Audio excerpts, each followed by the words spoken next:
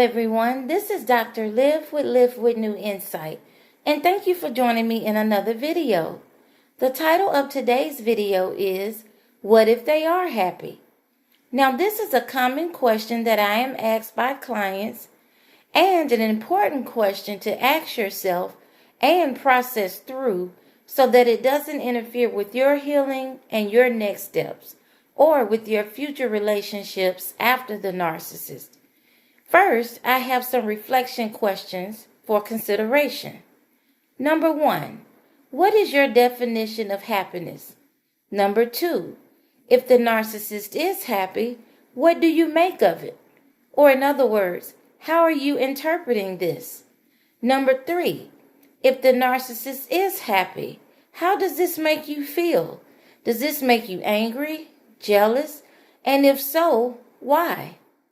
And number 4, even if the narcissist is happy, what bearing does this have on your life? Ask yourself why, because the why will reflect your thoughts, beliefs, and assumptions you're making about their happiness and about your own value and worth when you were in the relationship with them. For example, are you assuming you weren't enough? Are you assuming someone has greater value than you? Do you believe you're undeserving of love and happiness? Who defines better? Who defines prettier, more handsome, more successful? So let's get into the discussion. The first point I want to make is to be very careful that you do not project your insecurities onto the situation.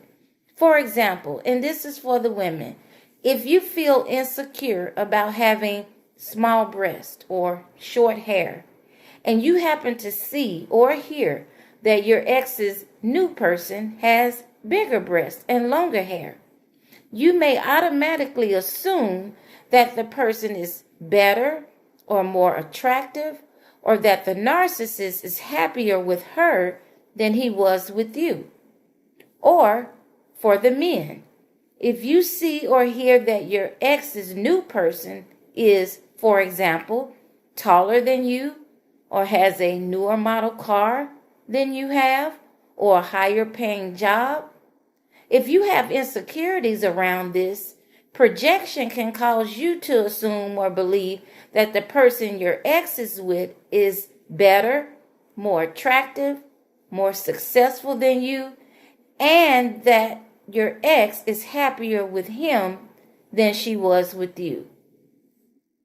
It's important to understand that assumptions fuel anxiety, stress, and even deeper struggles like depression and anger, often trapping us in cycles of overthinking and rumination.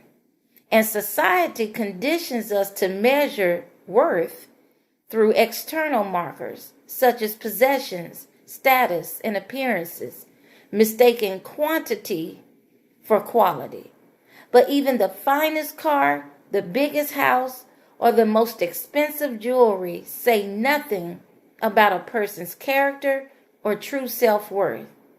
Don't let material comparisons define you, whether it's a new face or an old rival who seems to have more wealth, status, or physical appeal.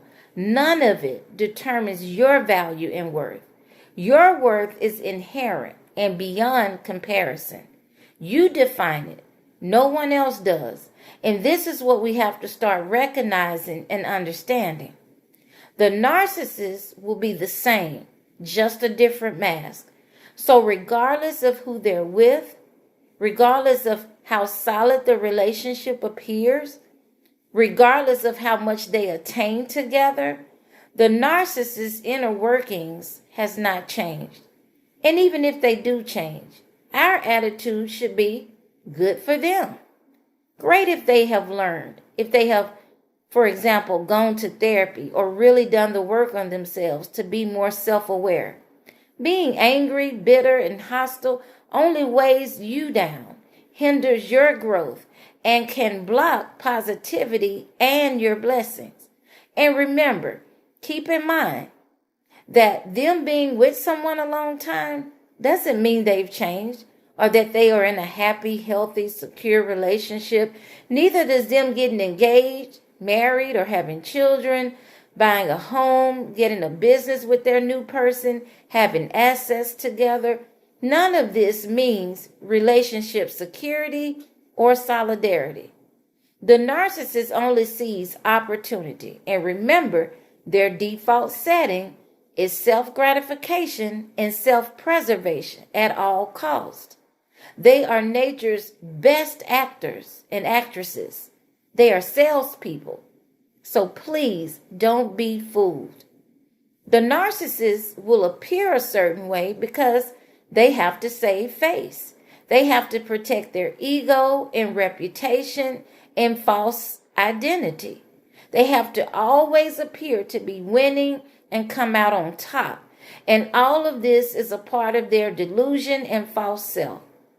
So let them have the delusional thinking, and you keep yourself separate from that as you live with reality.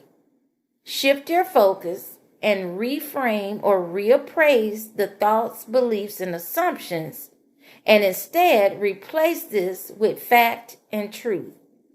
Every time you have a vulnerable moment and your mind wanders off, to break the thought rumination, say to yourself, it's none of my concern. It's none of my business. I'm moving forward. Then you redirect your focus, attention, and energy to something else. And it helps to physically move and do something. Go do something productive that is needed for your self-care, your household, your work, important people in your life. But don't sit around or lay around ruminating. So back to the question. What if they are happy?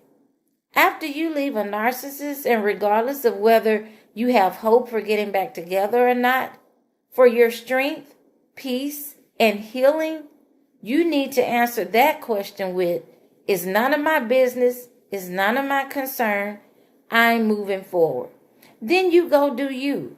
You have to keep affirming this to yourself, that your focus and concern is on your next steps, your healing, and your forward movement.